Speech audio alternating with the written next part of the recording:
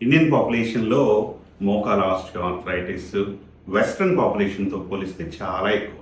దానికి మెయిన్గా 5 రీజన్స్. ఒకటి కల్చరల్ రీజన్స్, అంటే ఇండియన్స్ ఎక్కువ ఇండియన్ టాయిలెట్స్ వాడటం, దాంతోపాటుగా నేల మీద కూర్చొని పాస్తా పెటలెస్లో కూర్చోవడం.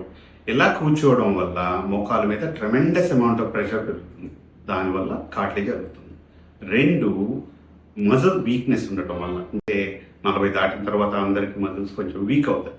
అప్పుడు మనం స్ట్రెంత్ ట్రైనింగ్ ఎక్సర్సైజ్ కనుక చేయకపోతే దాని ఎఫెక్ట్ వల్ల మోకాల మీద లోడ్ ఎక్కువ పడుతుంది.